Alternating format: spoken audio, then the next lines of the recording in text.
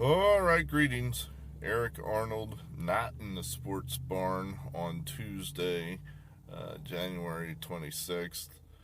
Told you I wanted to mix things up a little bit, so we're going to try to kill two birds with one stone here this morning on this Tuesday the 26th. I'm going to exercise while I talk to you people and give you six NCAA picks here for Tuesday and recap our break even Monday. So, hey, let's get going here. Time's a wasting. So, let's hit the trail. When I woke up last night, I thought, alright, this is how we'll do this today. We'll just shoot this video while exercising, and then I can save some time today. Today's a busy day. And it was supposed to be snowing today, so I thought, well, we'll get, a nice picturesque video with some snow, and I'll keep the other people off the trail, so I don't look like a lunatic walking down the trail talking to myself. But instead we got kind of a sleeting kind of rain thing going on here, so not quite so picturesque. Just makes things wet and muddy. That's okay. In the one of my politics barn videos from way back, I told you people I intend to lose 70 pounds. So this is part of the weight loss program. We're down about, I'm going to say somewhere between 8 and 10 so far. I'm going to conservatively say 7. Maybe upwards all the way maybe to 10. So we're making some progress. I guess that's good. You don't want to lose it all in a week, because then you just get it right back. But slow but sure, I've got a year to lose it. I don't have to lose it tomorrow. I just got to get it off by the end of the year. So we'll keep going. So where were we? Yesterday, 3-3. That was by my calculations. Gardner-Webb, that was a loser. They were close. They won. They just didn't win by enough. Southern Illinois, that was a winner. They came through, hung tight all game long. I can't even think who they played. It's not coming to me.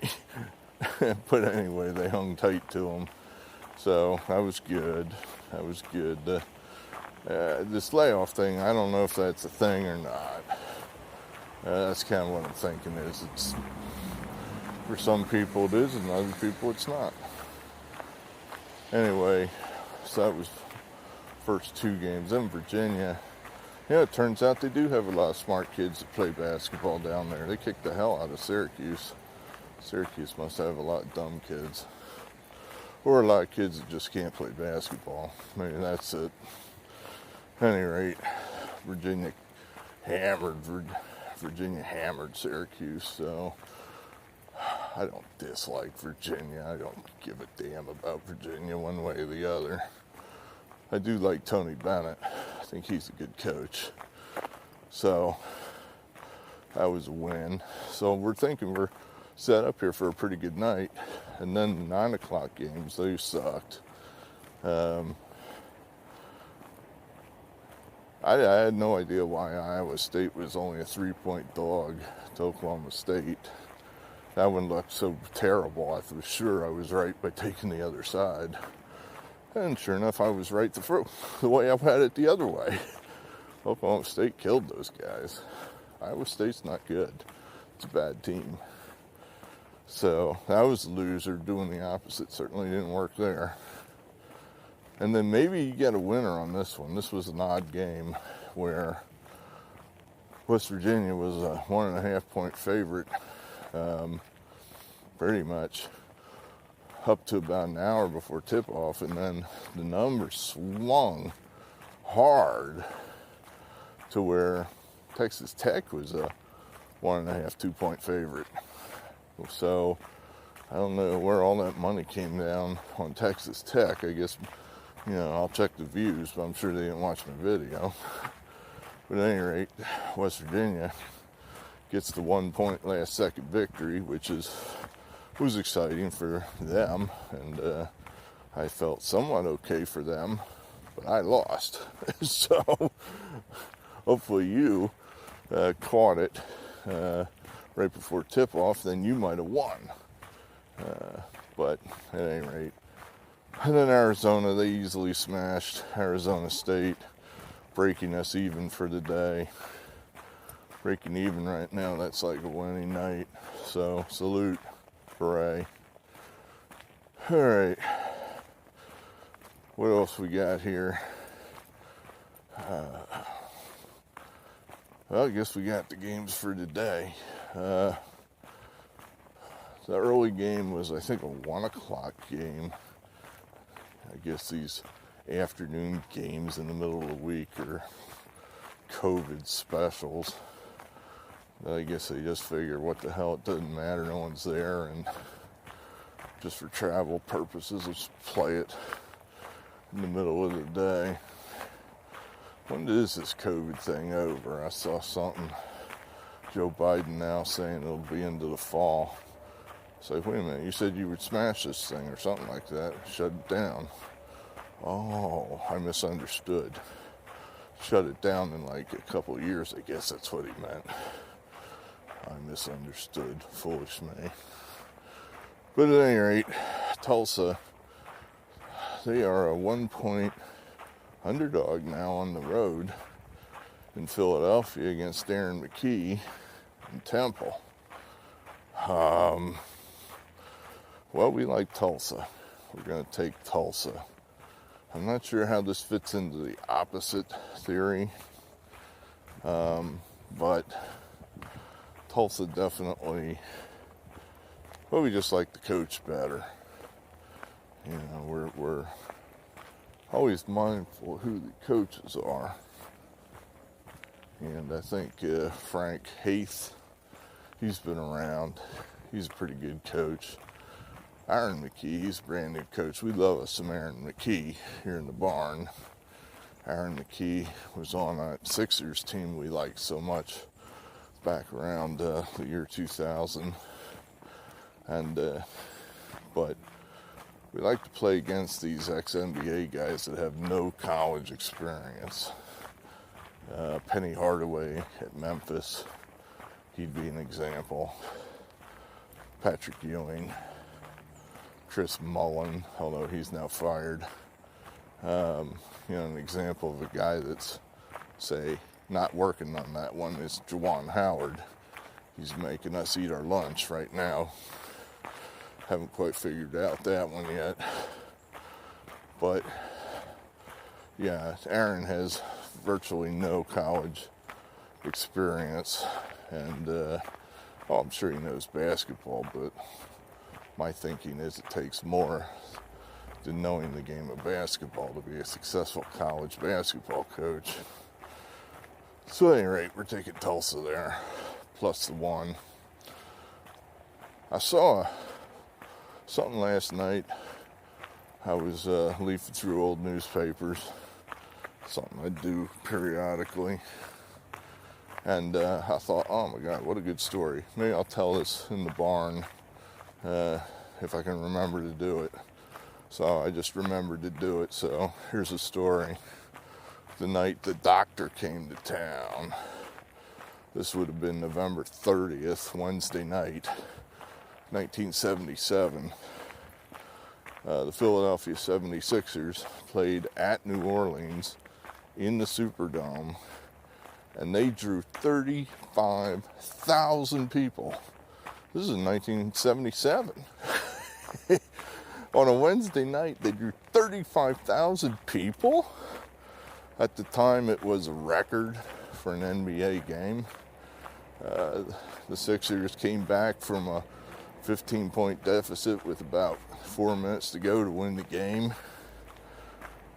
Jelly Bean Joe Bryant got an important tap in late to help him take the lead. Now, if you don't know who that is, Jelly Bean Joe Bryant was a player in the NBA. He was I'm going to say marginal NBA player. He was on the Sixers. He played at LaSalle, college in Philadelphia. Also probably more famously known as Kobe Bryant's father. So he helped them take the lead. The doctor only had 14 points that night. But people wanted to see that Sixers team back in the day. And, you know, people come out to see LeBron and Kobe. And of course, Air Jordan. But before all of them, there was Dr. J, Julius Erving. He was the first one to put the butts in the seats. So I thought that was impressive, you know, 35,000 people on a Wednesday night in 1977. That was the doctor. All right, what's next? See, I'm doing this by memory. So that was game one, was that Temple game. I might have to stop the video here. Oh yeah, now I remember. Got a game in the MAC. I think all these games are on TV in some fashion. And I would say that Ohio is a 14-point favorite over Western Michigan. We would never normally lay 14 points, especially in a mid-major like that. But this is a COVID pick. Up, down, left, right. So we're going to lay the huge number with Ohio. Go ahead and fade. I think we've had these guys, Western Michigan, earlier in the year. I get my Michigans mixed up. But I think the last time we had them, they got blown out. So I guess that's what we're looking for here, is another just flat blowout. Another, we can't compete, you're better than we are, we're playing in an empty gym. This is a screwed up year, we're not very good, so we don't care. We're mailing it in. That's what we're hoping for. So, Ohio, minus a 14. All right, what's next? I think we had some major conferences here. Oh, that's right, we had two in the SEC. Mississippi State. Now, they play the Tennessee Volunteers, who've just been destroyed twice that we've had them. They've just been destroyed. It's almost like when I watch some of those games, the announcer's like, what's wrong with Tennessee? And I'm watching the game and I'm thinking, why is Tennessee ranked in the top 10 to begin with? I mean, this is a terrible team. But I guess there have been games where whatever it is they do well, they did well. I haven't seen it. So we're going to take Mississippi State plus the 9.5. I'm sure this will be a game when Tennessee gets well, but we'll take the 9.5. I used to live in Missouri, Tennessee, so go ahead, show me. Mississippi 9.5, we'll take that.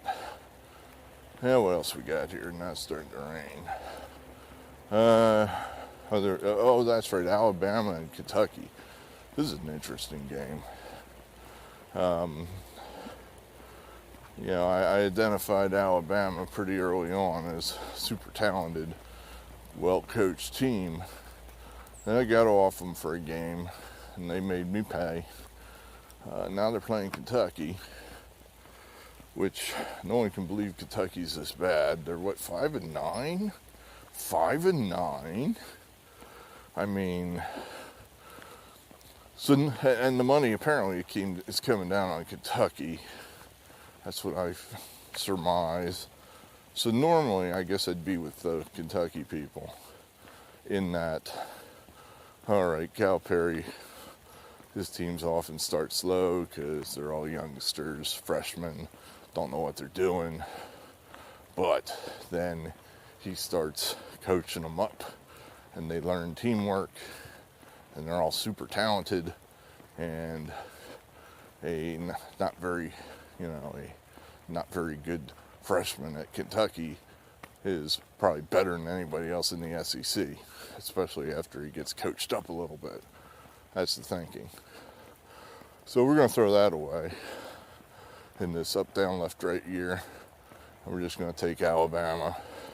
I mean, Alabama beat these guys by 20 2-3 weeks ago. So now I'm only laying 7.5 in the games in Alabama. So, you know, what's the trick? We'll just go ahead, Calipari. If you beat us, you are a daisy, but we're taking Alabama. All right, what's left? I think we had a Big 12 game. Oh, that's right, Oklahoma. Oklahoma, they're getting, I think, like 4.5 on the road at Texas. I don't know, Oklahoma just seems like an okay team. I think this is basically thinking, well, there'd be no shock at Smart. He's, I guess, going to be forced to be away from the team. I guess I'm thinking that's got to hurt him in some fashion. You know, for all I know, they'll rally around the flag and win one for Shaka. But maybe they'll do that in the next game. This game, we're going to take Oklahoma. Going to go ahead and say Texas is discombobulated by the loss of their head coach, and Oklahoma gets the W at Austin. And then lastly was another American? Yeah. No. See, this is a problem. Sometimes I get confused with some of these teams that have been in conferences forever and then they move. I want St. Louis over Dayton. And for the life of me, I'm trying to figure out what conference they're in. They're in the A-10, right? Those are A-10 teams. Yeah. I'm getting the A-10 and the American mixed up a little bit. But, yeah, like Temple, they were A-10 teams forever. And then the last couple of years, they moved to the American. And I kind of thought Dayton had done the same, but I guess they're still in the A-10. Whatever, it doesn't matter. Normally, we would never lay 9.5 at home. That's always one of those that we look the other way on. We're trying to find that coast at home type team and take the visitor. Doesn't seem to be working, so we're doing the opposite. Well, I mean, Dayton's a good team. You know, we're laying 9.5 against Dayton. Well, opposite. It's the opposite. We'll take St. Louis. Take St. Louis. That's a heavy price, but COVID, up, down, left, right. So that's all we got for you. Now I gotta finish my walk and then go chop this video up and get it on the internet for you people. I don't know what else we have planned for the week. I guess more college basketball. This is giving you a little fresh content here where you're not trapped in the barn just watching me stand there and talk. I haven't totally come up with a whole lot of new ideas. So we'll work on it. See, my original thought was we'd give you winning basketball picks. And I think we were on our way to do that when the world ended. And I have not been able to solve the riddle of COVID sports yet. So I'm hoping that sports go back to normal sooner rather than later. I'm getting a little concerned here that everybody's getting very comfortable in their shitty new normal. And there's no reason for you to be, especially now that the at-risk population is being vaccinated. I mean, they're the ones that everybody's worried about. They're the ones that are dying. So, you didn't get your vaccination? Well, how old are you? I mean, are you over 50? If you are, I guess maybe you can be a little concerned about it. I'm not. But, that's just me. At any rate, well, I guess, as always, hit the like button. Some people, that's just not part of their routine. And honestly, I don't know what happens when you hit the like button, other than on my end, it says I get so many likes. And then it shows me a percentage of the likes versus the dislikes. So if I say something controversial, then I might get a dislike or two. You're starting to come down now, sleep. But